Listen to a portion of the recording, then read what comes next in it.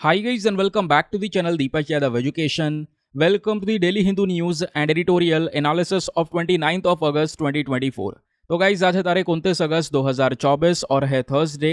देखेंगे आज के द हिंदू कंप्लीट न्यूज़पेपर को एनालाइज करेंगे। बट लेक्चर में आगे बढ़ने से पहले अगर आपको इस लेक्चर का पीडीएफ चाहिए तो क्या करना है, सबसे पहले डाउनलोड करना है टेलीग्राम, देन उसके बाद जाके सर्च बॉक्स में टाइप करना Deepak Yadav education UPSC. As you can see guys आपको ये वाला चैनल मिल जाएगा, इस पर क्लिक करना और जाकर इस चैनल को ज्वाइन कर लेना। यहाँ से आप डेली बेसिस पे इस लेक्चर के पीडीएफ को डाउनलोड कर पाओगे ना। हमेशा की तरह हम लोग अपने लेक्चर को एक मैप के क्वेश्चन के साथ स्टार्ट करेंगे। तो आज आप सभी को मैप में जाकर देखना है Tale valley wildlife sanctuary को कहाँ पर है एग्जैक्टली लोकेटेड, इसको अच्छे से मैप में देखना। देन उसके बाद आकर नीचे कमेंट सेक्शन में टाइप करना, जिससे कि आप लोग इसको लंबे समय तक याद रख पाओगे। साथ ही साथ एक क्वेश्चन सॉल्व करेंगे जो कि यूपीएससी पैटर्न के ऊपर बेस्ड है। डेली बेसिस पे यहाँ पे हम एक प्रैक्टिस क्वेश्चन को भी सॉल्व करते हैं। आपको याद होगा आज से 2 दिन पहले हमने हेमा कमेटी रिपोर्ट को डिस्कस किया था, जो कि रिसेंटली काफ़ी खबरों में कवर की गई है। तो इससे रिलेटेड आपके पास में 4 ऑप्शन हैं, बताना है चारों में से कौन सा ऑप्शन सही है। पहला ऑप्शन बोलता है investigation into corruption in the central government.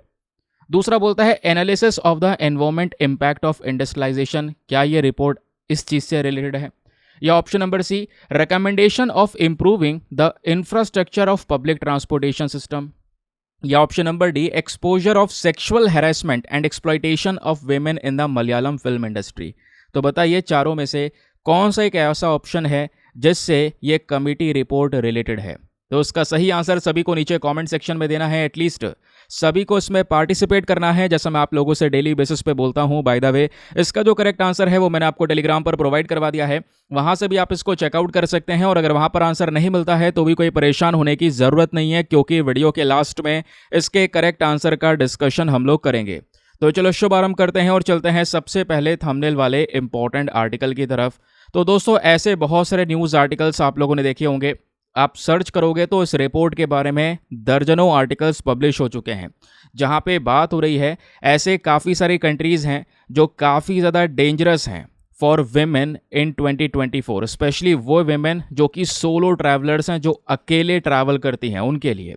तो इस पर्टिकुलर रैंकिंग के अंदर में इंडिया कहाँ पे रैंक करता है, चलिए मैं आपको बताता हूँ। पहले मैं आपको ये ऑफिशियल रिपोर्ट दिखा देता हूँ, जिसको आप जाके खुद भी एक बार गूगल पर सर्च कर सकते हैं। ये रिपोर्ट रिलीज की गई है वर्ल्ड पॉपुलेशन रिव्यू की साइट से, जहां पे इन्होंने मेंशन कर रखा है most dangerous countries for women 2024। 2024 में महिलाओं के लिए, स्पेशली जो अकेले ट्रैवल कर रही हैं, उनके लिए कौन कौन से देश हैं जो बहुत ज़्यादा डेंजरस साबित हुए हैं। ऐसे कई सारे केसेस को देखते हुए रिपोर्ट तैयार किया है। जैसे यहाँ पर एक कह सकते हैं 26 साल की लेडी थी जर्मनी से, तो उनका मर्डर हो गया था थाईलैंड में। ऐसे ही दोस्तों यहाँ पर 2 स्कैंडिनेवियन वेमेन थी जिनको मार दिया गया मोरक्को के अंदर में। तो ऐसे कई सारे केसेस को इन्होंने एनालाइज करते हुए ये रिपोर्ट को तैयार किया हुआ है।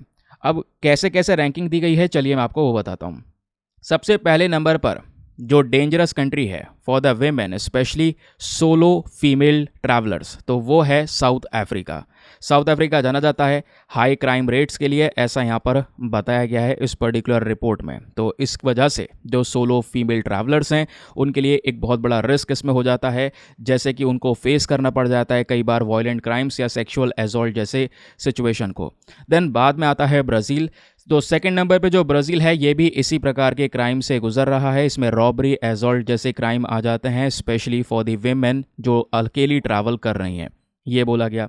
फिर उसके बाद थर्ड नंबर पर रशिया को रखा है इन्होंने, जहाँ पे अगेन बहुत सारे चैलेंजेस हैं, स्पेशली पॉलिटिकल अनरेस्ट की वजह से कई सारे सेफ्टी को लेकर इश्यूज़ यहाँ पे हुए हैं, ऐसा रिपोर्ट ने बोला। फिर चौथे नंबर पर इन्होंने मैक्सिको को कवर किया गया है। यहाँ पर बताया जा रहा है कि मैक्सिको में ड्रग वायलेंस या क्राइम से रिलेटेड कई सारे इश्यूज़ आपको देखने को मिलेंगे। तो मैक्सिको भी अगेन एक हाई रिस्क डेस्टिनेशन बना हुआ है सोलो वेमेन ट्रैवलर्स के लिए, अगर कोई वेमेन अकेले ट्रैवल करती है इस कंट्री में। ठीक है, तो मैक्सिको में कुछ ऐसे रीजन्स हैं जो काफ़ी ज़्यादा रिस्की हैं। ऐसे ही दोस्तों यहाँ पे ईरान को 5वें नंबर पे रखा गया है। तो ईरान के अंदर में बहुत सारे कह सकते हैं सख्त नियम हैं, सोशल कोड्स हैं, लीगल रिस्ट्रिक्शंस हैं। इस वजह से बहुत सारे जो चैलेंज है वो क्रिएट हो जाते हैं वेमेन के लिए कि वो अकेले ट्रैवल नहीं कर पाती हैं। ठीक है, तो इस वजह से यहाँ पे बोला जाता है बहुत सारे पोटेंशियल रिस्क आपको देखने को मिल जाएंगे जो कि पर्सनल फ्रीडम से रिलेटेड हैं ईरान में। फिर 6 नंबर पर है डोमिनिकन रिपब्लिक। यहाँ पर भी बहुत सारी problems, specially crime, sexual violence, ऐसे यहाँ पर केसेस नज़र आते हैं। तो ये भी एक कंसर्निंग सिचुएशन हो जाता है for the solo female travellers, ये रिपोर्ट का दावा है। देन उसके बाद 7 नंबर पर इन्होंने इजिप्ट को कवर किया है। इजिप्ट में भी ऐसे कई सारे केसेस नज़र आए। फिर 8 नंबर पर है मोरक्को। मोरक्को में भी पर्सनल सेफ्टी के इश्यूज़ यहाँ पर देखने को मिले हैं, है ना, स्पेशली जो क्राउडेड एरियाज़ हैं या टूरिस्ट हॉटस्पॉट्स हैं वहाँ पर। फिर 9वें नंबर पर इन्होंने यहाँ पर इंडिया को कवर किया है। इंडिया यहाँ पर भी एक सेफ्टी कंसर्न देखने को मिलता है वेमेन के लिए, ऐसा यहाँ पर बोला जा रहा है। रिस्क इसमें इन्होंने मेंशन किया है, सेक्सुअल वायलेंस और हैरेसमेंट जैसे जो रिस्क हैं वो कई बार फेस करने को मिलते हैं सोलो फीमेल ट्रैवलर्स को, ये इस रिपोर्ट का कहना है। तो ये रिपोर्ट कहना चाहती है इन सब कंट्रीज़ में जो ग्रुप ट्रैवलिंग है फीमेल्स के लिए वो ज़्यादा सेफ है as compare to the solo travelling. ठीक है, चलिए आगे आते हैं नेक्स्ट आर्टिकल पे। आज के द हिंदू न्यूज़पेपर में पेज नंबर 1 पे आपको ये आर्टिकल देखने को मिलेगा। आज के अखबार में बहुत सारे रेलिवेंट टॉपिक्स हैं जो एग्ज़ाम के लिए बहुत इंपॉर्टेंट हैं। तो जैसे ये टॉपिक है जिसको हम जीएस पेपर नंबर 2 पॉलिटी के साथ में लिंक करेंगे, यही सिमिलर आर्टिकल पेज नंबर 12 पर भी मैंशनड है। यहाँ पे सुप्रीम कोर्ट का एक स्टेटमेंट है और वो स्टेटमेंट पे ज़रा थोड़ा सा ध्यान दीजिएगा। ये बोलता है bail the norm, jail is exception even in PMLA cases. PMLA क्या है? इसका फुल फॉर्म होता है prevention of money laundering act. अब देखो नाम से पता चल रहा है मनी लॉन्ड्रिंग जैसी चीज़ों को रोकने के लिए ये लॉ बनाया गया है। ठीक है, अब मनी लॉन्ड्रिंग क्या होता है? मनी लॉन्ड्रिंग वो तरीका होता है जहाँ पे एक पर्टिकुलर पर्सन ब्लैक मनी को वाइट मनी में कन्वर्ट करने की कोशिश करता है या कन्वर्ट करता है, तो ऑब्वियस सी बात है वो मनी लॉन्ड्रिंग का केस हो जाएगा। जो उसने काला धन कमाया है उसको इधर उधर घुमाकर इन्वेस्टमेंट के तौर पर या कोई लग्जरी आइटम परचेज करके उस तरीके से उसने दिखा दिया कि मेरी ये एक लेजिटिमेट कमाई है ना, मैंने लीगली कमाया, लेकिन उसका वो ब्लैक मनी है, काला धन है। तो ब्लैक मनी को वाइट मनी में कन्वर्ट कर देना इज कॉल्ड मनी लॉन्ड्रिंग। ये बात क्लियर हो गया। इसी मनी लॉन्ड्रिंग को रोकने के लिए हमारे पास में prevention of money laundering act है और ये एक्ट के अंदर में बहुत सारी पेनल्टीज है दोस्तों। ये कानून बहुत सख्त है, अभी आपको इसके बारे में आगे मैं आपको बताऊंगा। सुप्रीम कोर्ट ने लंबे समय से कई सारे ऐसे स्टेटमेंट दिए हैं। तो अभी सुप्रीम कोर्ट की एक बेंच थी जिसमें जस्टिस बी आर गवई साहब हो गए, के वी विश्वनाथ हो गए। इन्होंने यहाँ पर एक जजमेंट में कई सारी चीज़ें ऑब्जर्व की और ये बोला कि एक पर्टिकुलर इंडिविजुअल, एक पर्टिकुलर जो पर्सन है ना, उसकी जो लिबर्टी है, उसको जो यहाँ पे राइट मिले हैं, कॉन्स्टिट्यूशनल राइट्स मिले हैं, वो बहुत इंपॉर्टेंट है। उसको ध्यान में रखते हुए हमें कोई भी कदम उठाना चाहिए। ठीक है, अगर मान लो एक इंसान को आपने अरेस्ट कर लिया है और अरेस्ट करने के बाद में उसको यहाँ पे अगर बेल का ऑप्शन है, बेल उसको दी जा सकती है, तो आप प्लीज़ उसको पहले बेल दीजिए, है ना। और हमेशा जो जेल होता है ना, इसको एक लास्ट ऑप्शन रखिए, ऐसा यहाँ पर इनका कहना है। जितनी पॉसिबिलिटी है, अगर दिख रहा है कि भाई हाँ वो जो सस्पेक्ट है उसको यहाँ पर बेल दी जा सकती है, उसका इसमें इन्वॉल्वमेंट नहीं है, ऐसी कोई चीज़ें नज़र आ रही हैं, तो आप बेल दीजिए। क्योंकि ऐसा भी नहीं है आप बेल दे के आपने छोड़ दिया है, आपने बेल दे दी है थोड़े समय के लिए, तो जब जब रिक्वायरमेंट होगी तब तक आप उसको बुला सकते हैं, है ना। उसको बेफालतू में जेल में बंद करके रखना बिना ठोस एविडेंस के, वो चीज़ सही नहीं है। उससे यहाँ पे सिनेरियो और बिगड़ रहा है, क्योंकि दूसरी तरफ हमारे पास में कई सारी रिपोर्ट्स हैं इंडिया के अंदर में जहाँ पे मेंशन किया जाता है जो हमारे प्रिजन्स हैं, जो हमारी जेल हैं दोस्तों करंट समय पर, उनमें बहुत सारे इश्यूज़ हैं। जैसे सबसे पहला इशू यहाँ पर है ओवर क्राउडेडनेस। जेलों के अंदर में कैदियों की संख्या बढ़ रही है और बहुत ज़्यादा बढ़ने की वजह से और इंफ्रास्ट्रक्चर ख़राब होने की वजह से वहाँ पर भी हमें अपने इस सिचुएशन में प्रॉब्लम्स को फेस करना पड़ता है। जैसे कई सारी बीमारियाँ फिर फैलने लगती हैं उतनी सारी भीड़ के अंदर में। और दूसरी बात, हमारे जेलों में आज के समय पर जो आप इन प्रिजनर्स को देखते हैं, कैदी को देखते हैं, इनमें से मोस्टली या आधे से ज़्यादा अंडर ट्रायल हैं, जिनके ऊपर अभी के समय पर ट्रायल चल रहा है। मुजरिम साबित नहीं हुए बट ट्रायल यहाँ पर उनके ऊपर चल रहा है, ऐसा यहाँ पे बोला जा रहा है। ठीक है, तो ऐसे केसेस में आपके पास में ऑप्शन होता है बेल का। तो जेल को आप एक्सेप्शन में रखें, बेल दीजिए पहले, और चाहे केसेस कैसे भी हों, बेल का अगर ऑप्शन है तो वो प्रोवाइड करवाएं, चाहे केसेस मनी लॉन्ड्रिंग का ही क्यों ना हो, वो यहाँ पर सुप्रीम कोर्ट ने बोला है, even in the PMLA cases. अब पीएमएलए केसेस ऑब्वियसली बात है, आपको पता चल गया है, ये मनी लॉन्ड्रिंग से डील करता है। अब एग्जामिनेशन के पॉइंट ऑफ व्यू से अगर हम इस पूरे आर्टिकल को एनालाइज करें, वैसे तो ये न्यूज़ है, ये खबर सब पढ़ लेंगे आराम से, पेज नंबर 1 पर ही प्रेजेंट है, लेकिन एग्जाम के लिए एक रेलिवेंट चीज़ आती है, वो है यहाँ पर पीएमएलए एक्ट। ये एक्ट क्या है, कैसे काम करता है, इसके उद्देश्य क्या हैं, ये जानना ज़रूरी है, क्योंकि प्रीलिम्स के पॉइंट ऑफ व्यू से रेलिवेंट है, मेंस में भी पूछा जा सकता है। तो दोस्तों वैसे साल 2002 में इस लॉ को लेकर आया गया, नाम है prevention of money laundering act आगे 2002 इसलिए लगा दिया गया। ये बेसिकली एक एक्ट ऑफ पार्लियामेंट है, पार्लियामेंट के माध्यम से लेकर आया गया, जहाँ पे मेन पर्पज़ है मनी लॉन्ड्रिंग को रोकना, जो ब्लैक मनी को वाइट मनी में कन्वर्ट किया जा रहा है उसको रोकना। अगर कोई व्यक्ति ये हरकतें कर रहा है तो उसको इस पर्टिकुलर कानून के तहत चार्ज किया जाएगा, उसकी प्रॉपर्टी जब्त की जा सकती है, सिंपल सी बात है। उसके अलावा दोस्तों यहाँ पर ये जो पर्टिकुलर एक्ट है इसका मेन पर्पज़ ये भी है कि मनी लॉन्ड्रिंग के साथ साथ कोई इलीगल एक्टिविटी के साथ साथ ड्रग ट्रैफिकिंग है, स्मगलिंग है, टेररिज्म फाइनेंसिंग है, ऐसी प्रॉब्लम्स या ऐसे इलीगल एक्टिविटीज़ को रोकने का भी काम करना। फिर उसके बाद जो हमारा ये prevention of money laundering act है, अगर इसके ऑब्जेक्टिव्स आपसे पूछे जाएं स्पेशली मेंस के अंदर में, तो सबसे पहला ऑब्जेक्टिव है प्रिवेंशन, वही जो अभी हम इतनी देर से डिस्कस कर रहे हैं, मनी लॉन्ड्रिंग को रोकना। उसके लिए प्रॉपर नियम कानून के पास में है, उसको लागू करना। दूसरा डिटेक्शन, ऐसे केसेस को इन्वेस्टिगेट करना है ना, और इन्वेस्टिगेट करने के बाद में प्रॉपर वहाँ पे हमारे पास में जो नियम है उनको लागू करना।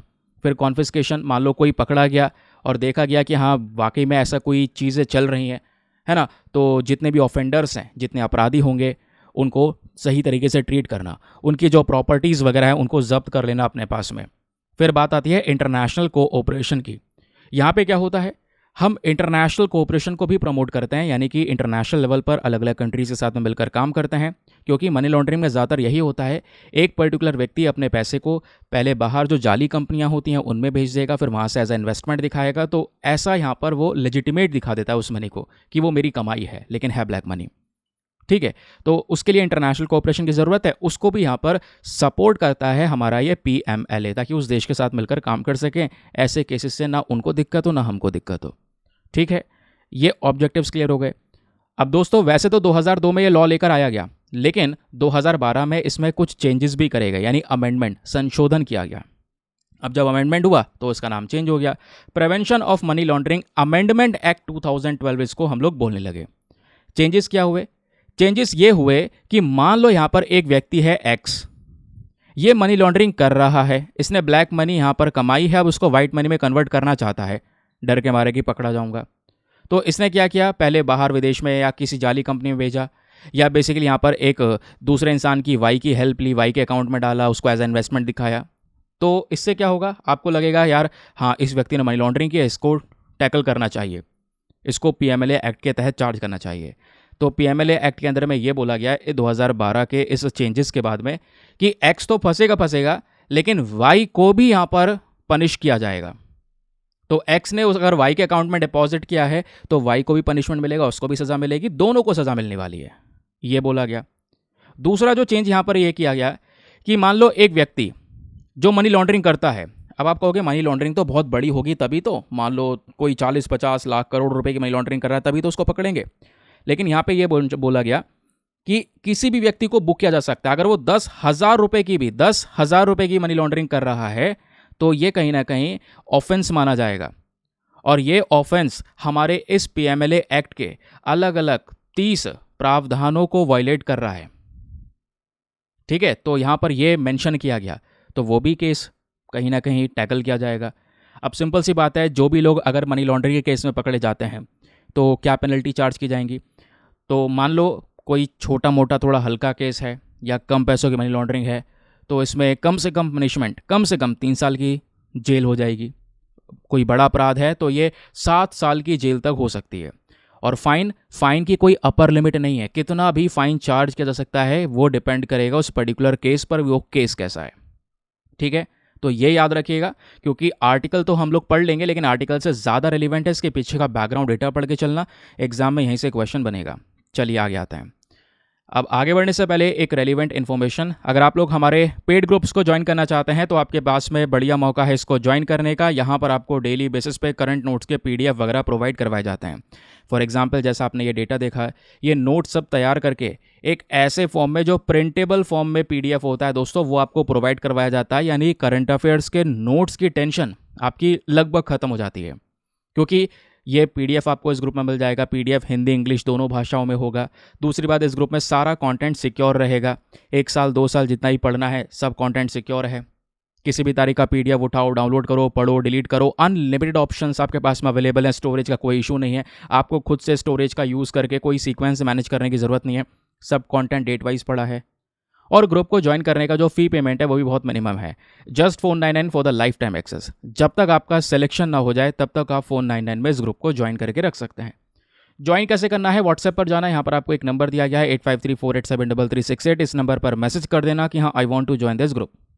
इस प्रकार का आप मैसेज कर दोगे, वहाँ पे आपको रिप्लाई मिलेगा, पेमेंट का प्रोसेस दिया जाएगा और उससे ज़्यादा इंपॉर्टेंट आपको डेमो वीडियो का लिंक भी मिलेगा। आप पूरे डेमो वीडियो को अच्छे से चेक कर सकते हैं, देख सकते हैं कि मुझको कहाँ पे क्या क्या फ़ायदे हो रहे हैं। कंप्लीटली सेटिस्फाई कर लेना अपने आप को, जब संतुष्ट हो जाओ तो उसके बाद जाकर वो इन्वेस्टमेंट करना, ठीक है। बाकी मेक श्योर ये करो, वीडियो पे जो लाइक का बटन है उसको प्रेस कर दो यार, 5000 लाइक्स का टारगेट है जिसको आप सभी लोग सपोर्ट कर सकते हैं। चलिए, हमारे न्यूज़पेपर का आज का आर्टिकल नंबर 2, क्या बात हो रही है। ये टॉपिक पेज नंबर 12 पर प्रेजेंट है। GS paper number 3 defence and security के पॉइंट ऑफ व्यू से लिंक कर पाओगे आप। GS paper number 2 international relation से भी लिंक कर पाओगे, क्योंकि यहाँ पे भारत और अमेरिका की बात हो रही है।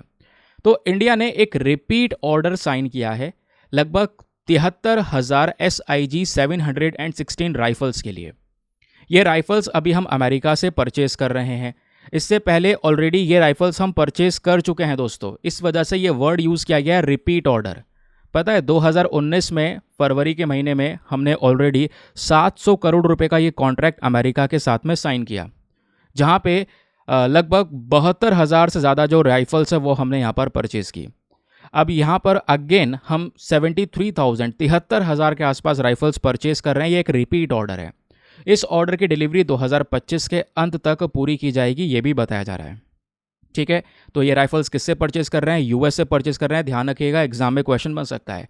जैसे यूपीएससी ने एक बार सवाल ये पूछ लिया कि भारत ने बैराक मिसाइल किससे परचेज किया है, तो आप बताओ नीचे कमेंट सेक्शन में, ठीक है। तो ये जो कॉन्ट्रैक्ट है दोस्तों 73,000 मिसाइल का, ये ऑलरेडी जून 2024 में साइन कर दिया गया है। और यहाँ पे हमारे डिफेंस ऑफिशियल्स का कहना है हमारी आर्मी को ये जल्द से जल्द मिल जाएगा। हमारी आर्मी की करंट समय पर ये ज़रूरत भी है, क्योंकि इस राइफ़ल के अपने आप में बहुत सारे स्पेशल फीचर हैं, अभी बताऊंगा आगे।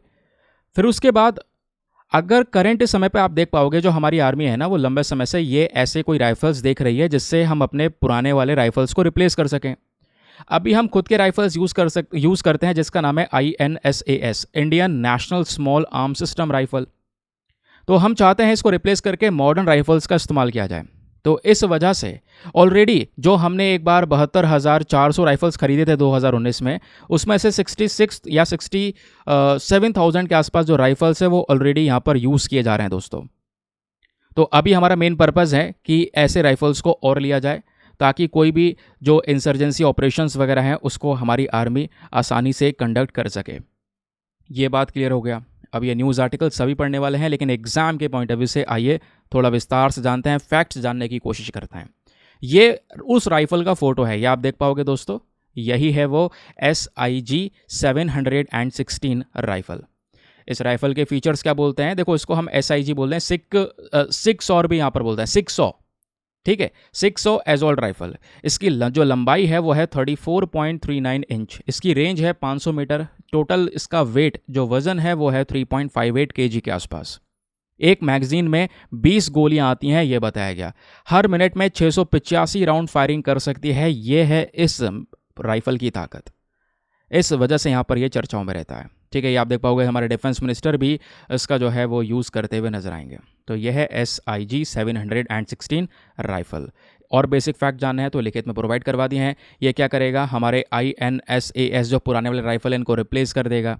रेंज कितनी है, एक्यूरेट रहेगा, सटीक तरीके से हिट कर सकेगा। हमारे जो सोल्जर्स उनके लिए काम आसान हो जाएगा, बड़े बड़े ऑपरेशंस चला सकेगा, स्पेशली इंसर्जेंसी ऑपरेशन चला सकेगा। जो टेरर ऑपरेशंस होते हैं आतंकवाद को ख़त्म करने के लिए, वो यहाँ पर चला सकेगा। लाइन ऑफ कंट्रोल पर, ऊपर इंडिया पाकिस्तान के बॉर्डर पर, है ना, आजकल वहाँ पे जो टेररिज्म है वो बढ़ भी रहा है, उसको काउंटर किया जा सकेगा इन राइफल्स के माध्यम से।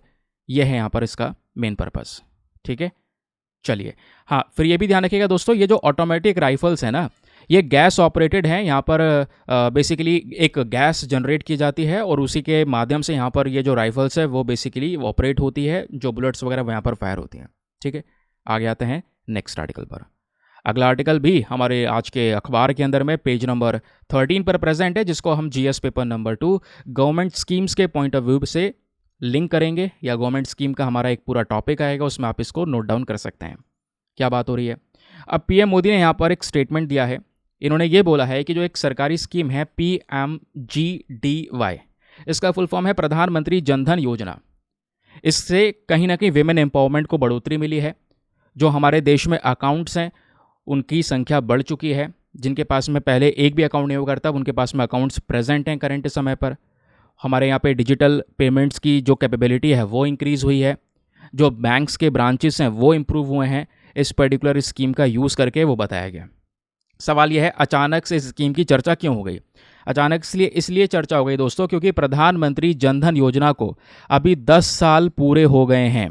इस वजह से ये चर्चाओं में है। 10 ईयर्स कंप्लीट कर लिए हैं पूरे कल के दिन यहाँ पे इस पर्टिकुलर स्कीम ने। इससे लोगों के अंदर जो इकोनॉमिक लाइफ है वो काफ़ी इंप्रूव हुई है। गांव वाले क्षेत्रों में जो बैंकिंग फैसिलिटीज़ नहीं थी वो बैंकिंग फैसिलिटीज़ पहुंच पाई हैं सभी जगह पर, कोने कोने में, है ना। ये यहाँ पर हमारे जो प्राइम मिनिस्टर है उनका कहना है। प्लस जो अकाउंट्स हैं वहाँ पे डिपॉजिट्स लोगों के बढ़े हैं, डिपॉजिट बैलेंस बढ़ा है ना। अब ये क्वेश्चन है सबसे इम्पॉर्टेंट कि जो ये PMGDY है ये योजना है क्या, और दूसरी तरीके से ये जो योजना काम क्या करती है, और अगर 10 साल पूरे हो गए हैं तो 10 साल में अचीवमेंट्स क्या हासिल करे हैं इस योजना ने। ये बेसिक चीज़ें हैं जो एग्ज़ाम के लिए पता होनी चाहिए। अब परेशान ना होइए, ये देखिए सब कुछ मैं आपको बताता चल रहा हूँ, प्रॉपर नोट्स आपके तैयार करवा रहा हूँ, रेडी मेड हाथों हाथ। तो ये जो पर्टिकुलर स्कीम है एक फाइनेंशियल इंक्लूजन प्रोग्राम है। फाइनेंशियल इंक्लूजन मतलब क्या होता है, जहाँ पे हम जितने भी लोग हैं अपने देश के अंदर में उनको ये फाइनेंशियल फैसिलिटीज़ देने की बात कर रहे हूँ। सभी लोगों के पास में ये फैसिलिटी हो, फाइनेंशियल सर्विसेज उनके पास में पहुँच सके, ये हमारा मेन पर्पज़ है। उनके पास में सेविंग और डिपॉजिट अकाउंट्स हों, है ना, क्रेडिट, इंश्योरेंस, पेंशन, ऐसी सभी चीज़ें यहाँ पे उनके पास में प्रेजेंट हो सकें, इन सब की फैसिलिटीज़ को एक्सेस किया जा सके, ये है मेन पर्पज़ इस स्कीम का। अच्छा, तो इस स्कीम ने करा क्या।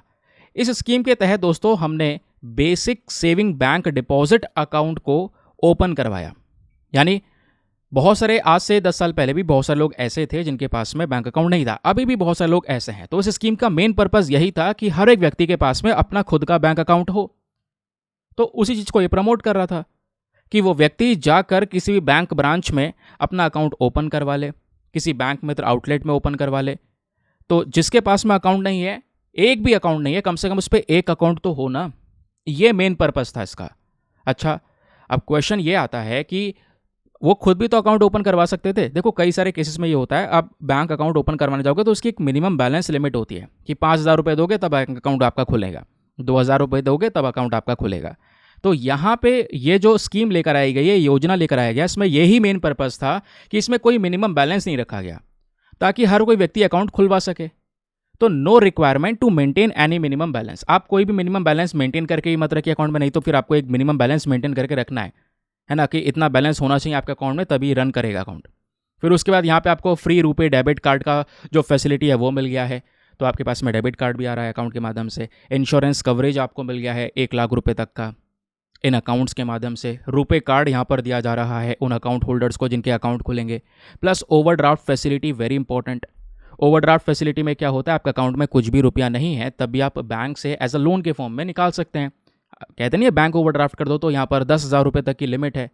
जितने भी अकाउंट होल्डर्स हैं वो 10,000 रुपये, आपके अकाउंट में नहीं है पैसा एक भी, तो भी आप यहाँ पे 10,000 रुपये तक अमाउंट निकाल सकते हैं बैंक से, लोन के फॉर्म में आप कह सकते हैं। बस ये ओवरड्राफ्ट फैसिलिटी होती है, मैं आपको समझाने के लिए बता रहा हूँ। जब आपके पास में बैंक में पैसा नहीं होता तो आप ओवरड्राफ्ट करवा सकते हैं, है ना। अब होता यह है कि इसी योजना ने बहुत सारे डायरेक्ट बेनिफिट ट्रांसफर्स करवाए, यानी कि अलग अलग जो हमारी स्कीम्स है, क्योंकि सरकार ने अकाउंट खुलवाए लोगों के, तो जब अकाउंट खुल गए तो जो सरकारी स्कीम्स हैं उसके माध्यम से जो पैसा दिया गया है लोगों में वो भी इन अकाउंट के अंदर में आया। जैसे यहाँ पर आप देख पाएंगे प्रधानमंत्री जीवन ज्योति बीमा योजना हो गया, प्रधानमंत्री सुरक्षा बीमा योजना, अटल पेंशन योजना, उसके अलावा micro units development refinance agency bank scheme, मुद्रा स्कीम जिसको बोलते हैं। तो ऐसे कई सारे यहाँ पर आपको कह सकते हैं अकाउंट्स देखने को मिल जाएंगे। ये जो इस योजना के तहत जो अकाउंट्स है वो सब एलिजिबल हैं इन सब स्कीम के फ़ायदे उठाने के लिए। और देखो नॉर्मली होता यह है कि आप किसी बैंक अकाउंट में मतलब किसी बैंक में अकाउंट खुलवाएंगे तो आप अगर चेक बुक वगैरह बनवाते हैं, है ना, पैसा विड्रॉ करने के लिए, तो उस चेक बुक का एक चार्ज कटता है ईयरली बेसिस पे, तो यहाँ पे वो चार्ज भी नहीं जाएगा। तो ये यहाँ पर मेन पर्पस है कि जो व्यक्ति बैंक अकाउंट खुलवाने जा रहा है वो आराम से जाए, कोई टेंशन के बिना, जब उसको ये सब है, पता है कि भाई चलो, मतलब वो सोच रहा है यार मुझे ज़रूरत क्या है बैंक अकाउंट की, लेकिन अब उसका ऐसे भी खुल रहा है कि कोई चीज़ देनी ही नहीं है, आराम से यहाँ पर उसका यूज़ कर सकता है, कोई मिनिमम बैलेंस मेंटेन नहीं करना है, तो सोचेगा यार हाँ होना चाहिए बैंक अकाउंट, तो वो खुलवा लेगा। तो ये एक मेन पर्पज़ था। तो यहाँ पे चेक बुक पे भी कोई भी प्राइसिंग नहीं जाती। तो इससे क्या होगा, लोग अकाउंट्स ओपन करवाएंगे, फिर एक दूसरे को बताएंगे भी, तो वो भी अकाउंट्स ओपन करवाएंगे। तो इससे क्या हुआ, हमारे देश में इस स्कीम की वजह से, इस योजना की वजह से जो बैंक अकाउंट्स है दोस्तों, वो लोगों के बढ़ चुके हैं। अब चलो मैं आपको यही बताता हूँ इसका अचीवमेंट क्या हुआ, कि आखिरकार पिछले 10 सालों में, क्योंकि 10 साल पूरे हो गए, क्या हासिल किया यहाँ पे इस प्रधानमंत्री जनधन योजना ने। ये बोला जा रहा है प्रधानमंत्री जनधन योजना ने एक सबसे इंपॉर्टेंट चीज़ हासिल की है। मार्च 2015 के समय को अगर हम देखें तो हमारे देश में जो 147 मिलियन अकाउंट से इनसे शुरुआत हुई, मार्च 2024 तक ये अकाउंट दोस्तों 520 मिलियन अकाउंट्स हो चुके हैं। फिर बात आती है डिपॉजिट मोबिलाइजेशन की। कहने का मतलब है अकाउंट्स खुले हैं तो ऐसा नहीं है लोगों ने ऐसे छोड़ दिया है, इसमें डिपॉजिट भी हुआ है, बैंक अकाउंट में पैसा डिपॉजिट किया गया है। तो मार्च 2015 में ये लगभग 15,600 करोड़ के आसपास का था। यह डिपॉजिट दोस्तों मार्च 2024 में बढ़कर 2.32 ट्रिलियन रुपीज़ हो गया है। ठीक है, अब बात यहाँ पर यह भी है कि जो ये डिपॉजिट है इसमें 30% की ग्रोथ नज़र आई है पिछले 10 सालों में, तो लोगों ने अपने अकाउंट्स में पैसा भी जमा किया है। एवरेज अगर बैलेंस हम देखेंगे लोगों का, तो वो बैलेंस भी इंप्रूव हुआ है। पहले जो एवरेज बैलेंस चलता था सभी अकाउंट का, जो बैलेंस मिला लें तो वो केवल 1,065 रुपये था, जो बढ़कर अभी 4,500 के आसपास हो चुका है, जो एवरेज बैलेंस लोग मेंटेन करके रख रहे हैं। तो बैंक अकाउंट्स का फैसिलिटी लोगों तक पहुंच पा रही है, उसका यूज़ कर रहे हैं, वो हमें दिख रहा है इन डेटा से। फिर सबसे बड़ी चीज़ इससे हुआ क्या, क्योंकि अब ये स्कीम के तहत लोग ओपन कर रहे हैं अपने अकाउंट्स, तो इससे बैंकिंग इंफ्रास्ट्रक्चर और एक्सपैंड हुआ। तो करंट समय पर 1.3 मिलियन से ज़्यादा जो बैंकिंग टच पॉइंट्स है वो यहाँ पर फैले हुए हैं। हमारे एप्लीकेशन में एक एप्लीकेशन आता है जनधन दर्शक, वहाँ पे बताया जा रहा है लाखों गांव हैं दोस्तों जिनकी प्रॉपर मैपिंग हो चुकी है, बैंक अकाउंट्स पहुँच चुके हैं, बैंकिंग आउटलेट्स पहुँच चुके हैं, ब्रांचेस पहुँच चुके हैं, पोस्ट पेमेंट बैंक्स पहुँच चुकी है। तो सभी जगह पर ये फैसिलिटीज़ धीरे धीरे पहुँच रही हैं। जहाँ पर नहीं पहुँची है वहाँ पे आने वाले समय पर पहुँच जाएगी। इस योजना की वजह से रूरल और अर्बन पैरिटी भी मैच हो पाई है। मिनिस्ट्री ऑफ फाइनेंस के अकॉर्डिंग अगर हम बात करेंगे तो ये जो योजना है इन्होंने एक बहुत अच्छा माइलस्टोन अचीव किया है, जहाँ पे इन्होंने ये बोला अभी के समय पर लगभग 53 करोड़ से ज़्यादा ये PMJDY अकाउंट्स ओपन हो चुके हैं, जिसमें से 29 या 30 करोड़ के आसपास अकाउंट्स वेमेन के हैं। तो महिलाओं का जो इन्वॉल्वमेंट है इस योजना के तहत वो ज़्यादा रहा, ये हमने देखा। ठीक है, और इनमें से अधिकतर जो अकाउंट्स हैं ये जनधन वाले, ये गांव वाले क्षेत्रों में या जहाँ पे थोड़े सेमी अर्बन हो चुके हैं उन वाले एरियाज़ में, वहाँ पे भी है, मतलब काफ़ी ज़्यादा जो सिनेरियो है वो विलेज वाला ही है, तो ऐसे एरियाज़ में ज़्यादातर अकाउंट्स ओपन किए गए हैं। तो ये सब कुछ हो रहा है तो डिजिटाइजेशन बढ़ा। इससे क्या हुआ, हमारे डिजिटल पेमेंट्स के अंदर में एक बूस्ट देखने को मिला।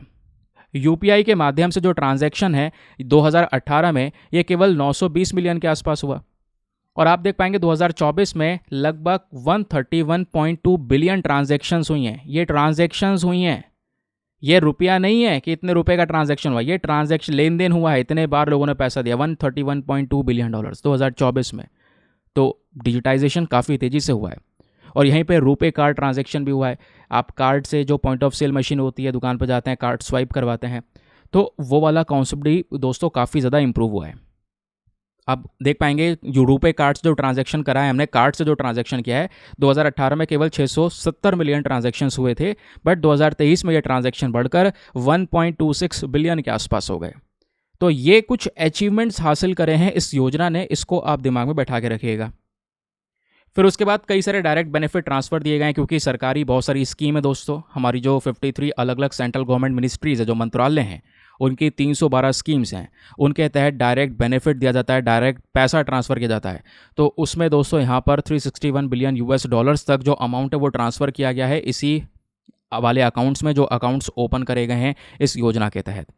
उसके अलावा जैसे जैसे ये सब कुछ हुआ, लास्ट में वर्ल्ड बैंक जो है इन्होंने यहाँ पर इंडिया की तारीफ भी की, और वर्ल्ड बैंक ने ये बोला कि भारत ने 6 साल में वो चीज़ अचीव की है जिसको यहाँ पे 50 साल लग जाते हैं अचीव करने में, स्पेशली डिजिटाइजेशन में या हमारे बैंकिंग सेक्टर में।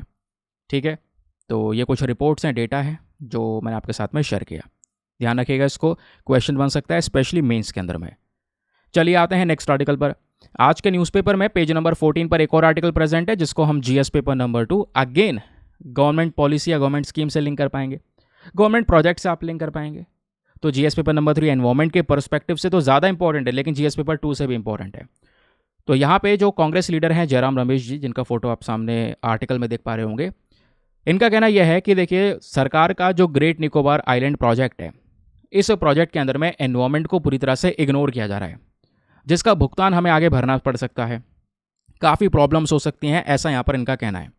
अब देखिए, जब तक मैं आपको ये ग्रेट निकोबार आइलैंड प्रोजेक्ट नहीं समझा देता ये सरकार का प्रोजेक्ट क्या है, तब तक आपको इनका जो ये कह रहे हैं कि एनवायरमेंट को नुकसान होगा वो आपको समझ में नहीं आएगा।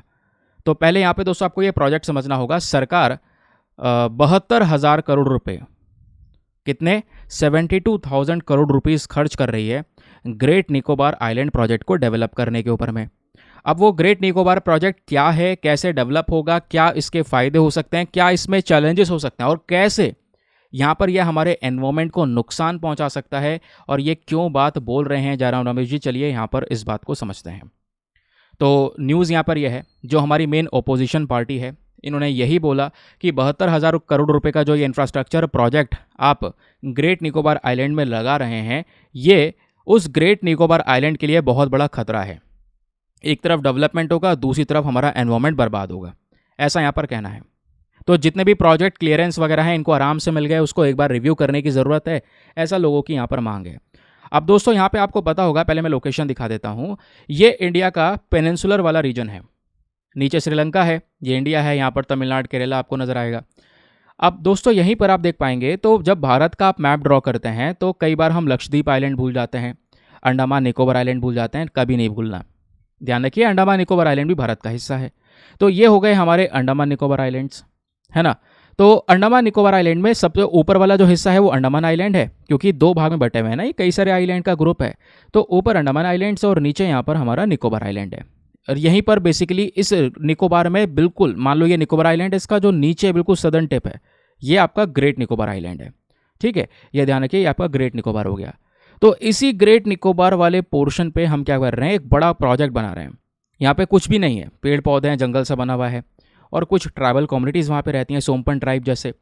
तो हमारा टारगेट है हम क्या करें, देखो ये यहाँ पे आपका ग्रेट निकोबार आइलैंड हो गया, यहाँ पे हम क्या करेंगे, कंटेनर ट्रांसशिपमेंट टर्मिनल बनाएंगे, पोर्ट बनाएंगे, इंटरनेशनल एयरपोर्ट बनाएंगे, बड़े बड़े कॉम्प्लेक्स बनाएंगे, पावर प्लांट बनाने वाले हैं, है ना, टाउनशिप एरिया डेवलपमेंट बनाने वाले हैं।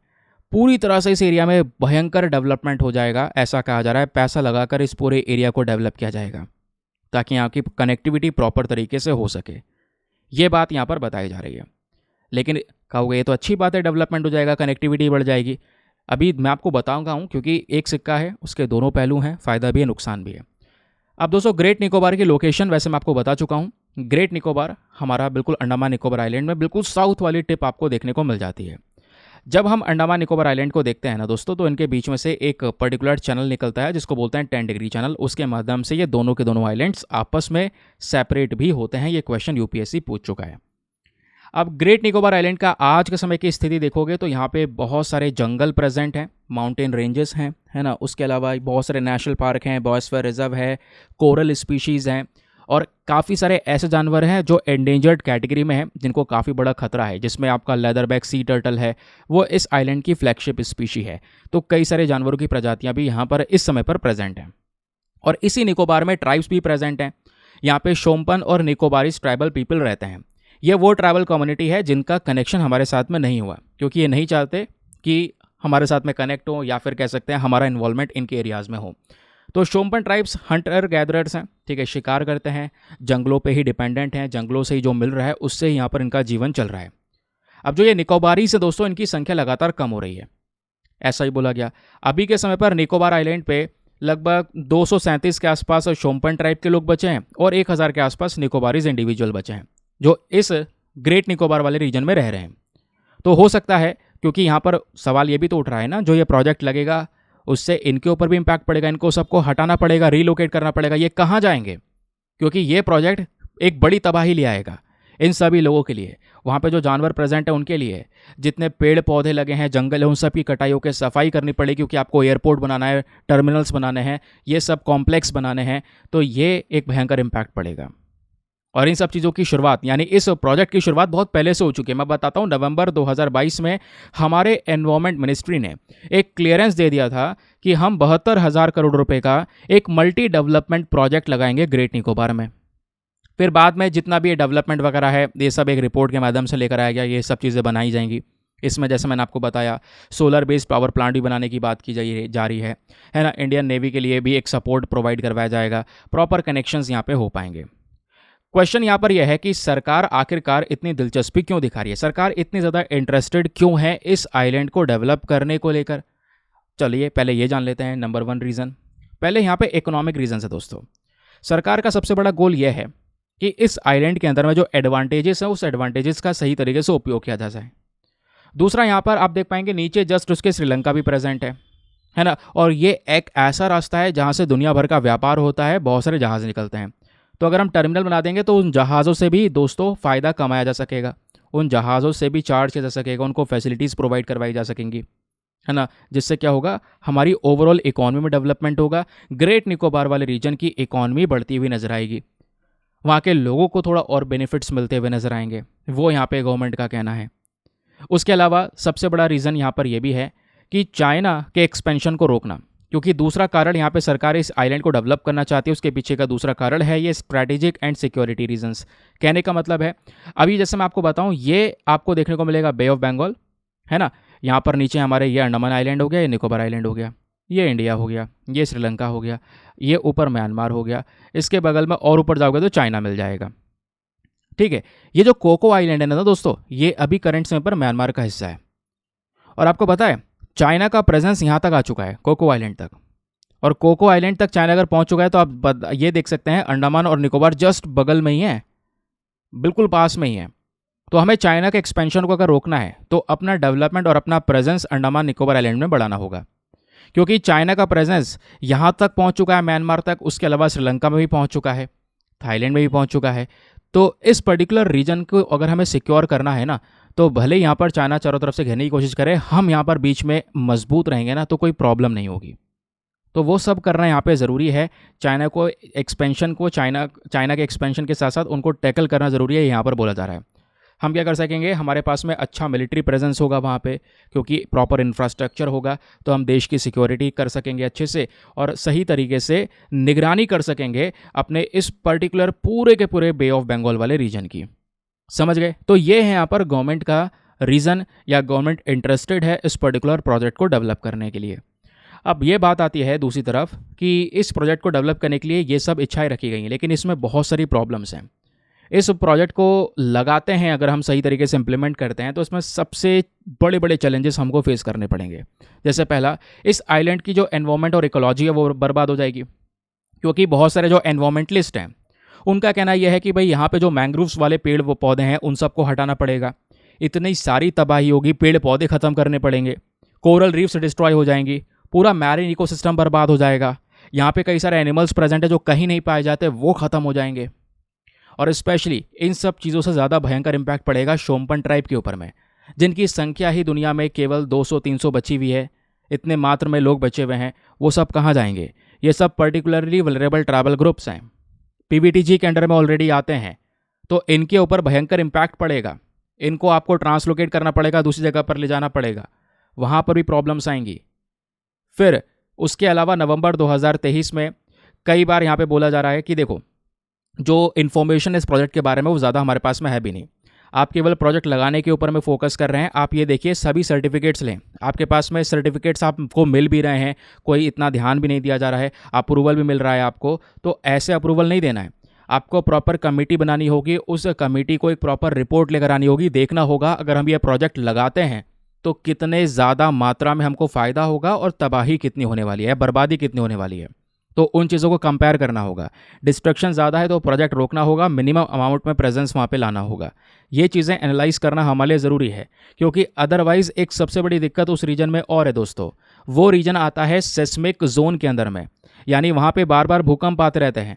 तो आप बड़े बड़े अगर प्रोजेक्ट्स लगाते हैं, 2004 में भयंकर सुनामी आई थी जो अपने साथ में सब कुछ बहा ले गई थी, तो बड़े प्रोजेक्ट्स को वहाँ पे लगाना खतरे से खाली नहीं होगा, क्योंकि वो सेस्मिक जोन है, कभी भूकंप आएगा तो बड़ी प्रॉब्लम हमको फेस करने को मिल सकती है, ये यहाँ पे बोला जा रहा है। जबकि हमको पता है पहले से, तब भी हम अगर स्टेप नहीं उठाएंगे तो ये सही नहीं होने वाला।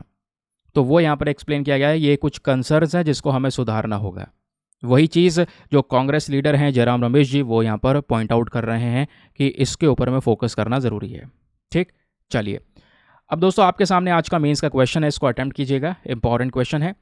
क्वेश्चन ये है, what is great Nicobar island project, ये बताना है। दूसरा, इस पर्टिकुलर आइलैंड प्रोजेक्ट को डेवलप करने की ज़रूरत क्या है।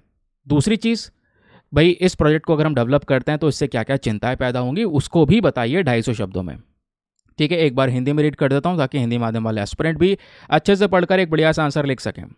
तो क्वेश्चन है, ग्रेट निकोबार द्वीप परियोजना क्या है, इस द्वीप को विकसित करने की क्या आवश्यकता है, इस परियोजना की चिंताओं का भी उल्लेख करें। 250 शब्दों में 15 मार्क्स का क्वेश्चन है। आंसर लिखने के बाद में कहाँ पर सबमिट करना है, टेलीग्राम पर जाना, वहाँ पर जाके सर्च बॉक्स में लिखना दीपक यादव एजुकेशन मेंस ग्रुप। जैसे आप फुल फॉर्म लिखोगे मेरा टेलीग्राम चैनल मिलेगा, जहाँ पे ऑलरेडी 78,000 से ज़्यादा लोग जुड़ चुके हैं। आप भी जुड़कर अपने आंसर्स को लिखकर वहाँ पे सबमिट कर सकते हैं। ठीक है, चलिए आते हैं नेक्स्ट आर्टिकल पर। नाउ फाइनली आते हैं हम अपने एडिटोरियल डिस्कशन पे। दोस्तों आज के न्यूज़पेपर में बहुत सारे रेलिवेंट एडिटोरियल्स हैं। जैसे एक एडिटोरियल हमारे पास सबसे पहला ये है, जहाँ पे बात हो रही है, जो हमारे राइटर हैं डॉक्टर रणदीप गुलेरिया, इनका कहना यह है कि हमें जो इंडिया की एंटी ट्यूबरक्लोसिस वाली लड़ाई है ना, इसको और शार्पन करना होगा।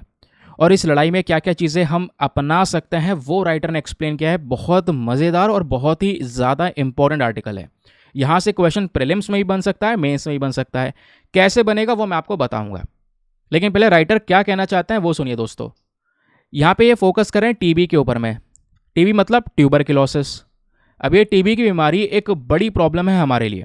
पहले मैं आपको टीबी के बारे में कुछ फैक्ट्स बता देता हूँ, उसके बाद ये आर्टिकल कवर करें, क्योंकि टीबी के बारे में फैक्ट्स इसमें कवर नहीं करे गए दोस्तों। वैसे मैं आपको कई बार पढ़ा चुका हूँ, लेकिन मान लो कोई सारे नए लोग जुड़े होंगे तो उनको प्रॉब्लम हो सकती है। पहले फैक्ट्स बता देता हूँ, उसके बाद राइटर क्या बोलते हैं वो आपको समझाता हूँ। देखो, ट्यूबरक्लोसिस एक ऐसी बीमारी है जो एक बैक्टीरिया की वजह से होती है, जिसको बोलते हैं माइकोबैक्टीरियम ट्यूबरक्लोसिस। ये माइकोबैक्टीरिया कई फैमिली से बिलोंग करती है।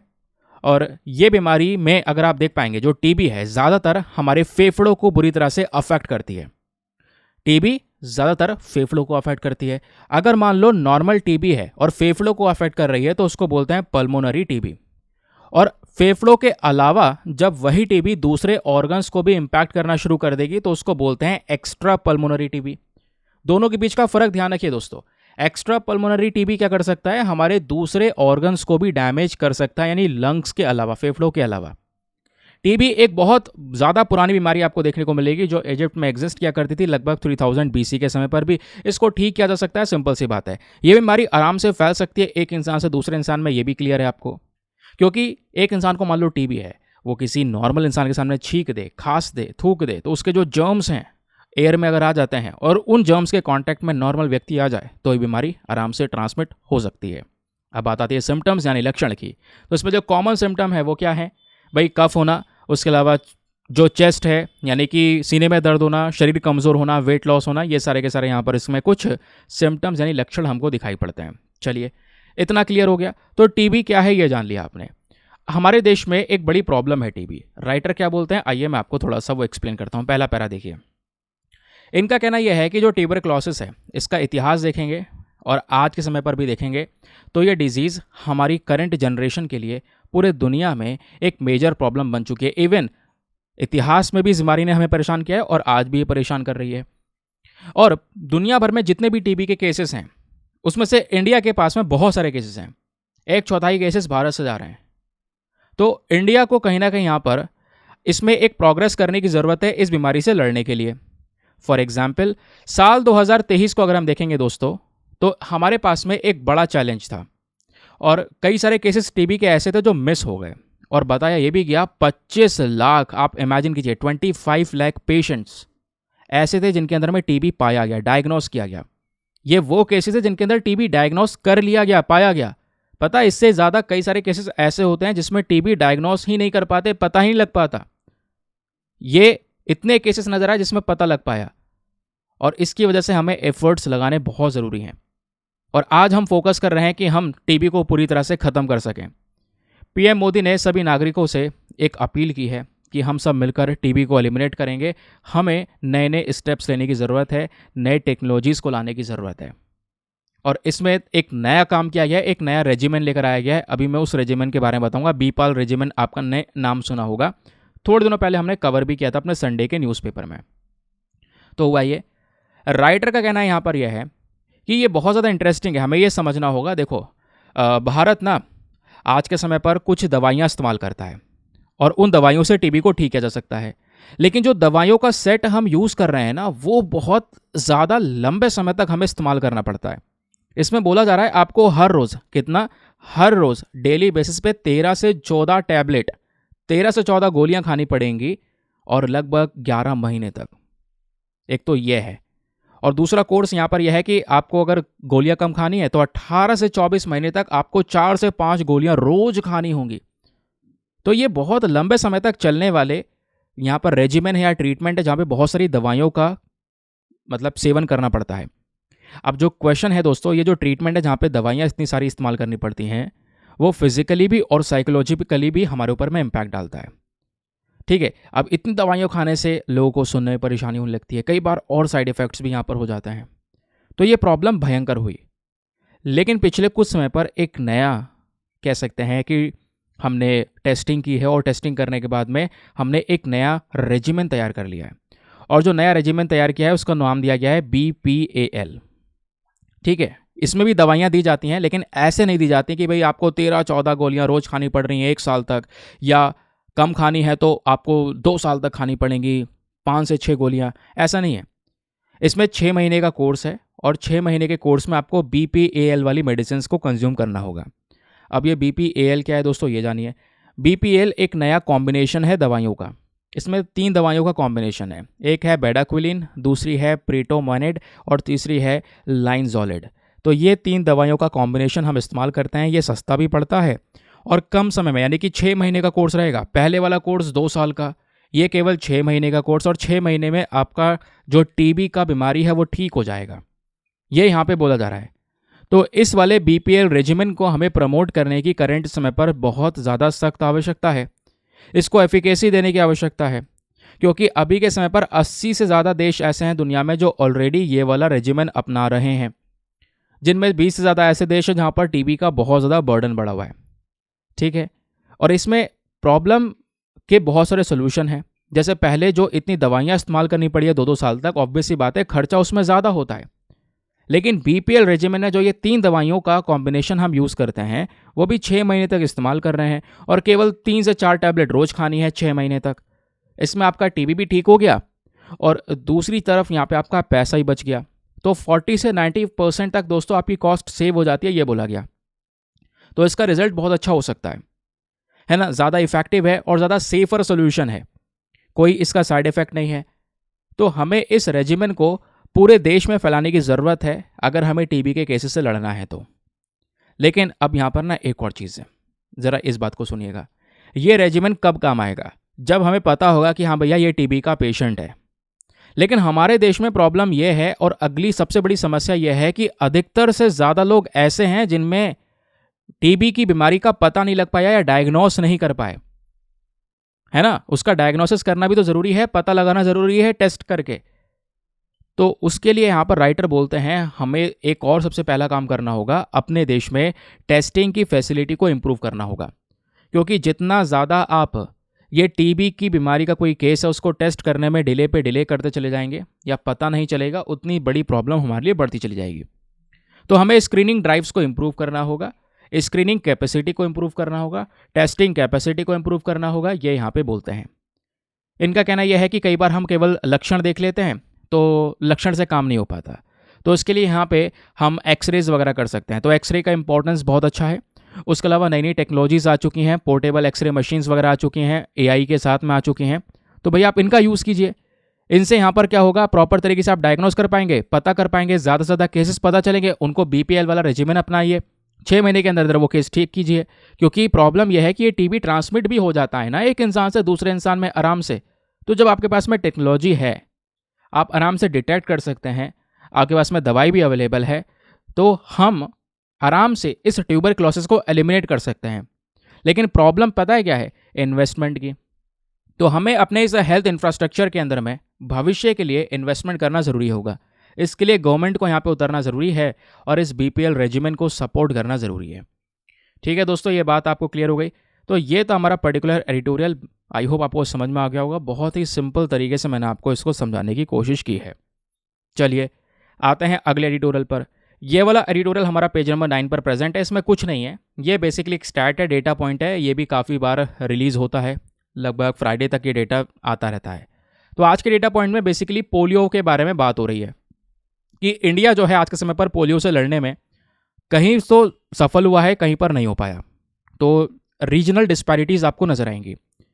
तो इस आर्टिकल में बोला जा रहा है, अगर आप ये चार्ट्स देखते हैं या इंडिया का ये वाला मैप देखते हैं, तो हमारे पास में जो हमारे नॉर्थ ईस्टर्न रीजन इलाके हैं, मेघालय हो गया, नागालैंड हो गया, ये वाला जो पोर्शन है ना, यहाँ पर पोलियो की वैक्सीन सही से दी नहीं जा रही है।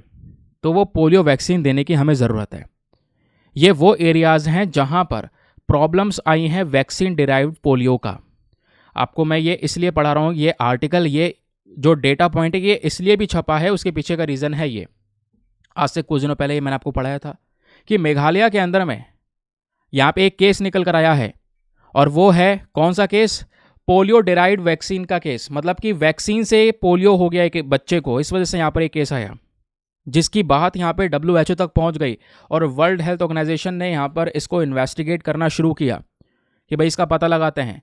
क्यों? क्योंकि पोलियो है बहुत भयानक प्रॉब्लम। मैं आपको बताता हूँ, 2014 के अंदर में WHO ने भारत को पोलियो फ्री का सर्टिफिकेट दे दिया था कि हमारे देश में पोलियो के केसेस कंप्लीटली खत्म हो चुके हैं। आखिरी केस पोलियो का भारत में 2011 में नजर आया था, लेकिन अभी इसी साल 2014 में मेघालय में एक केस पाया गया, जिसकी वजह से यहाँ पे कंसर्न ये उठ रहा था क्या भारत के पास में जो फ्री पोलियो का, यानी कि इंडिया पोलियो फ्री देश है, ये सर्टिफिकेट भारत से क्या छिन जाएगा। तो दोस्तों यहाँ पर उसके बाद ये पता चला कि जो पोलियो का केस मेघालय से नज़र आया है, ये नॉर्मल वाला केस नहीं है। एक तो होता है वाइल्ड पोलियो वायरस, इसके भी टाइप्स हैं अलग अलग, 1 2 3 4 करके। ये वाइल्ड पोलियो वायरस नहीं था, ये केस वो था जहाँ पे वैक्सीन की वजह से यहाँ पर उस बच्चे को पोलियो हो गया। क्योंकि पोलियो बीमारी को दोस्तों अगर आप एक बार देखते हैं, मैं आपको पहले वो बता देता हूँ, उसके बाद अच्छे से क्लियर हो जाएगा। पोलियो को अगर आप देखते हैं तो एक डेडली इन्फेक्शियस डिजीज़ है, जो सीधा यहाँ पर एक इंसान के नर्वस सिस्टम को पूरी तरह से इम्पैक्ट कर सकती है ना। उसको पैरालिसिस तक हो जाता है, बॉडी सही से काम नहीं करती है, समस्याएं बढ़ती चली जाएं तो यहाँ पर लास्ट में उस व्यक्ति की डेथ भी हो जाती है।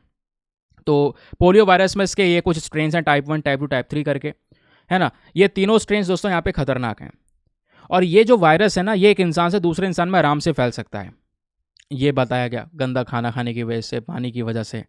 ये बीमारी जो पोलियो है, ये ज़्यादातर बच्चों को इम्पैक्ट करती है। इस वजह से यहाँ पर आपको बताऊँगा बचपन में ही पोलियो ड्रॉप्स दे दी जाती हैं, है ना। तो स्पेशली जो 5 साल से कम उम्र के बच्चे हैं, उनको बुरी तरह से इम्पैक्ट कर सकती है ये पोलियो, ऐसा यहाँ पे बोला जा रहा है। क्योंकि ज़्यादातर पोलियो के केसेस जब होते हैं तो बीमारी ऐसी कोई दिखती नहीं है, लक्षण ऐसे दिखते नहीं है, लेकिन कुछ समय बाद कुछ थोड़े थोड़े सिम्टम्स नज़र आएंगे, जैसे बुखार हो गया, थकान होने लगी, जी मचलाना, सर में दर्द होना, हाथ पैर में दर्द होना, ऐसे केसेस आए। फिर कुछ केसेस में जो पोलियो इन्फेक्शन है वो किसी जिस भी व्यक्तियों को हुआ है ना, उसके जो मसल्स, उसके जो मांसपेशियाँ हैं, है ना, उसकी फंक्शनिंग को ख़त्म कर देता है। तो मांसपेशियाँ सही से काम नहीं करती। फिर पोलियो कई बार फेटल भी हो जाता है, यानी जानलेवा भी हो जाता है, जब स्पेशली वो ऐसी मसल्स को टारगेट कर देता है जो मसल्स हमारी सांस लेने में मदद करती हैं। अगर वही मसल्स पैरालाइज हो जाएंगी तो ऑब्वियस सी बात है वो इंसान कैसे जीवित रहेगा। ठीक है, अब देखिए दोस्तों, पोलियो को ठीक करने के लिए क्या दिया जाता है? वैक्सीन दी जाती है, ताकि आगे भविष्य में पोलियो ना हो। तो इसलिए 2 प्रकार की वैक्सीन होती है। एक होता है OPV, that is oral polio vaccine, ठीक है, जो यहाँ पे छोटे बच्चे को ड्रॉप्स के माध्यम से दी जाती हैं। फिर एक होती है IPV, that is injectable polio vaccine, जो इंजेक्शन के माध्यम से यहाँ पर दी जाती है।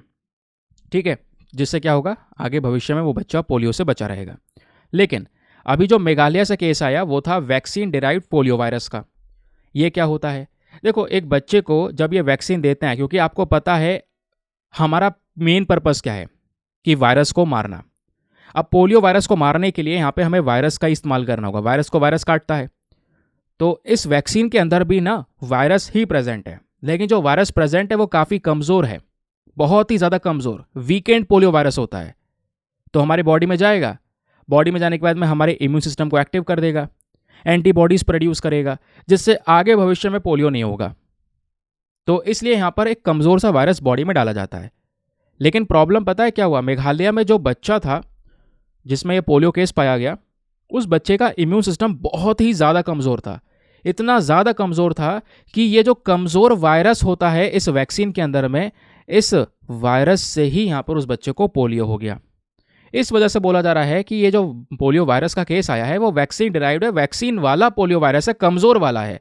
तो असल वाला कोई पोलियो का केस नज़र नहीं आया भारत में, कोई वाइल्ड पोलियो वायरस नहीं है। ये वैक्सीन वाला ही वायरस है जो इम्पैक्ट कर गया है ना। तो ये केस रिसेंटली चर्चाओं में था, जिस वजह से ये अभी के समय पर हम डिस्कस कर रहे हैं। तो ये ध्यान रखिएगा, और इसको लेकर कुछ स्टैट्स प्रेजेंट है, आपको बता दिया है मैंने। बाकी अगर आप एक ग्लोबल कॉन्टेक्स्ट देखेंगे तो ग्लोबल कॉन्टेक्स्ट में बताया जा रहा है सन 2000 से लेकर अभी तक अगर आप देख पाओगे तो 10 बिलियन डोजेज से ज़्यादा ओरल पोलियो वायरस वैक्सीन यहाँ पर दी जा चुकी है ना। उसके अलावा ऐसे केसेस, यानी कि जो अभी मेघालय से देखने को मिला वैक्सीन डिराइव्ड पोलियो वायरस का केस, ऐसे केस बहुत कम होते हैं। अगर हम 10 बिलियन डोज दे चुके हैं तो 24 केस नज़र आए हैं ऐसे, वो भी 21 अलग अलग देशों से। तो बहुत कम केस नज़र आते हैं, इसको ठीक कर लिया जाएगा, ऐसा यहाँ पे बोला जा रहा है।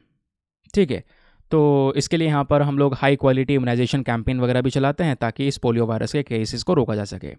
बाकी ये कुछ डेटा मैं आपको बता ही चुका हूँ कि Bharat already polio free certificate को प्राप्त कर चुका है WHO से 2014 में, बट अभी के समय पर प्रॉब्लम भी उठ रही है। और एक बात और ध्यान रखिएगा, क्योंकि जब जब पोलियो की बात होती है तो हम हर साल इसके बारे में जागरूकता फैलाने के लिए 24 अक्टूबर को वर्ल्ड पोलियो डे ऑब्जर्व भी करते हैं, ताकि सभी देशों को यहाँ पर जागरूक किया जा सके, सतर्क किया जा सके कि पोलियो अभी भी एक बड़ी प्रॉब्लम है। तो हमें इसका ध्यान रखना होगा, प्रिकॉशंस को मेंटेन करके चलना होगा। नाउ चलिए दोस्तों, आते हैं अगले न्यूज़ आर्टिकल की तरफ। अगला आर्टिकल पेज नंबर 14 पर प्रेजेंट है, जिसको हम GS paper number 2 government schemes के पॉइंट ऑफ व्यू से लिंक कर पाएंगे अगेन। तो ये वाला जो न्यूज़ आर्टिकल ये बात करता है, हमारी केंद्र सरकार ने अभी एक डिस्कशन ऑफर किया है with the unions on labour codes. मतलब मैटर क्या, मैं आपको बताता हूँ। देखो, जो हमारा सेंट्रल ट्रेड यूनियन है, इनकी एक डिमांड है। डिमांड यहाँ पर यह है कि जो हमारी ओल्ड पेंशन स्कीम है, पुरानी वाली पेंशन स्कीम, जिसमें पेंशन दी जाती है एक रिटायरमेंट के बाद में, सैलरी से कुछ अमाउंट काटा भी नहीं जाता है, लंबे समय तक पेंशन मिलती रहती है, तो ऐसी पेंशन वाली स्कीम की मांग की है। दूसरा, यहाँ पे लोगों का कहना यह है कि जो यहाँ पे गवर्नमेंट है उसको इंडिया के जो लेबर कोड्स हैं ना, इसको भी एक बार ध्यान देना होगा। हमारे जितने भी ये लेबर कोड्स हैं, क्योंकि कुछ लोगों का कहना यह है कि जो ये लेबर कोड्स हमारे पास में प्रेजेंट है, आपको पता है कोड्स क्या हैं? लेबर के लिए कुछ इंपॉर्टेंट नियम है, जो फैक्ट्रियों में काम कर रहे हैं, जगह जगह पर जो हमारी ये लेबर है, मजदूर हैं, इनकी प्रोटेक्शन के लिए नियम है कि सही समय पर इनको अपना मजदूरी मिल जाए, इनकी सेफ्टी के ऊपर ध्यान रखना, उसको लेकर नियम है। तो कहना यहाँ पर यह है कि वो नियम कहीं ना कहीं बड़ी बड़ी कंपनियों के फेवर में जा रहे हैं, तो ऐसे नियमों को यहाँ पे थोड़ा चेंज करना होगा, इसके ऊपर डिस्कशंस करने की ज़रूरत है। तो केंद्र सरकार ने यहाँ पर डिस्कशन किया अभी यूनियंस के साथ में, ताकि जो लेबर कोड्स इसको बेहतर किया जा सके, इसके ऊपर क्या क्या इश्यूज़ हैं उसको यहाँ पर डिस्कस किया जा सके। उस वजह से ये आर्टिकल जो है अभी चर्चाओं में आया है। एग्जामिनेशन के पॉइंट ऑफ व्यू से अगर आप देख पाएंगे दोस्तों, तो हमारे पास में कई सारे लेबर कोड्स हैं, स्पेशली 4 लेबर कोड्स हैं। इस वजह से यहाँ पर 4 लेबर कोड्स की बात भी हो रही है। ठीक है, कि अब वो 4 लेबर कोड्स क्या हैं दोस्तों? पहला हमारे पास में नियम है कोड ऑन वेजेस। जो मजदूरी होती है ना, मजदूरी के लिए यहाँ पर ये पर्टिकुलर नियम है। और मैं आपको बताऊं, मजदूरी के लिए पहले भी हमारे पास में कई सारे ऐसे नियम हुआ करते थे। पेमेंट ऑफ वेजेस एक्ट 1936, 1948 का एक एक्ट है, 1965 का है, 1976 का है। इन सबको मिलाकर यहाँ पर कोड ऑन वेजेस बनाया गया। ऐसे दोस्तों यहाँ पर दूसरा जो हमारे पास में लेबर कोड है वो है occupational safety health and working conditions code. नाम से पता चल रहा है कि जो पर्टिकुलर लेबर है, किसी इंडस्ट्री में काम कर रहा है, उसके सेफ्टी के ऊपर ध्यान, उसका हेल्थ के ऊपर ध्यान रखने के लिए, उसकी वर्किंग कंडीशंस के लिए यहाँ पर ये पर्टिकुलर लॉ लेकर आया गया। अब ऐसे कई सारे लॉज हमारे पास में ऑलरेडी पहले भी थे जो लेबर की सेफ्टी के बारे में बात करते थे, जैसे फैक्ट्रीज एक्ट 1948, माइंस एक्ट 1952, ऐसे कई सारे नियम हैं। इन सब को यहाँ पे दोस्तों इसी के अंडर में लेकर आ गए, इसके अंडर में ही सबस्यूम कर दिया। ये आप देख पाएंगे इतने सारे लॉज हैं, इतने सारे कोड्स हैं, इतने सारे नियम, इतने सारे एक्ट हैं जो यहाँ पर लेबर प्रोटेक्शन के बारे में बात करते हैं। तो ये हमारे दूसरा नियम है। तीसरा जो लेबर कोड है वो है इंडस्ट्रियल रिलेशन कोड। ठीक है, जहाँ पे इंडस्ट्रियल एम्प्लॉयमेंट की बात कर रहे हैं, इंडस्ट्रियल जो डिस्प्यूट्स होते हैं उसकी हम लोग बात करते हैं, तो इसके अंदर भी ये सारे के सारे जो नियम हैं वो कवर कर दिए हैं, जितने भी पुराने नियम हैं। फिर लास्ट है कोड ऑन सोशल सिक्योरिटी, जहाँ पे हम अपने जो लेबर हैं, जो मजदूर हैं, है ना, उनके कह सकते हैं प्रोविडेंट फंड प्रोवाइड करवाया जाए, उनकी सोशल सिक्योरिटी के बारे में बात करते हैं, है ना, उनकी वर्किंग कंडीशन बहुत अच्छी ज़्यादा हो, प्रॉपर फैसिलिटीज़ प्रोवाइड करवाया जाए, कंपनसेशन प्रोवाइड करवाया जाए। तो इन सब चीज़ों की इसमें बात होती है। तो ये सारे के सारे जो नियम हैं वो कोड ऑन सोशल सिक्योरिटी के अंदर में आते हैं। तो ये जो चारों के चारों यहाँ पे हमारे लेबर कोड्स हैं, 4 लेबर कोड्स, ये ऐसा मेंशन किया जा रहा है, यहाँ पे बोला जा रहा है कि वो थोड़ा सा बहुत बड़ी बड़ी कॉरपोरेशंस के फेवर में है ना, बड़े बड़े जो कंपनीज हैं उनके फेवर में है, तो उसको यहाँ पे सुधारना है और हमें क्या करना है, ओल्ड पेंशन स्कीम को भी रिस्टोर करना है, ऐसी यहाँ पे मांग की जा रही है दूसरी साइड से। तो फिलहाल आगे जो भी अपडेट आएगा वो हम डिस्कस करेंगे। अभी के समय पर खबर क्या है और ये 4 लेबर कोड्स क्या है हमारे सामने, उसको ध्यान में रखिएगा। ठीक है, चलिए अब आते हैं यूपीएससी प्रैक्टिस क्वेश्चन की तरफ। ये हमने आज का पूरा द हिंदू न्यूज़पेपर आसान शब्दों में यहाँ पे कवर कर लिया है। अब आते हैं आज के प्रैक्टिस क्वेश्चन पर, क्योंकि वर्ड ऑफ द डे नहीं है तो वर्ड ऑफ द डे कल लेकर आएंगे। यहाँ पे आपसे स्टार्टिंग में पूछा गया था हेमा कमेटी रिपोर्ट के बारे में। ये रिपोर्ट हाल ही में खबरों में देखने को मिली है और इससे रिलेटेड यहाँ पर जो 4 ऑप्शन है इनमें से कौन सा ऑप्शन सही है, तो सही उत्तर है दोस्तों इसका ऑप्शन नंबर डी। यानी हेमा कमेटी रिपोर्ट का मेन पर्पस क्या है, जो यहाँ पे सेक्सुअल हैरासमेंट के केसेस हैं, है ना, और उसके अलावा जो एक्सप्लॉइटेशन हो रहा है महिलाओं का स्पेशली मलयालम फिल्म इंडस्ट्री में, उसको एक्सपोज करना। क्योंकि हेमा कमेटी रिपोर्ट ने अभी मलयालम फिल्म इंडस्ट्री के ऊपर कई सारे क्वेश्चंस उठाए हैं कि यहाँ पर जो एक्टर हैं, स्पेशली फीमेल एक्टर हैं, उनके साथ में सेक्सुअल हैरासमेंट हो रहा है, उनका एक्सप्लॉइटेशन हो रहा है, ऐसी प्रॉब्लम्स वो फेस कर रही हैं। तो ऐसे मैटर को ये सामने लेकर आया है हेमा कमेटी रिपोर्ट। तो option number D is the correct answer. वैसे मैंने आपको इस पर्टिकुलर रिपोर्ट के बारे में पहले भी पढ़ा रखा है। तो दोस्तों ये था आज का हमारा सेशन। आई होप आपको मज़ा आया होगा। मिलते हैं आपसे अगले वीडियो में। आज के लिए bye bye, have a nice day, thank you and जय हिंद।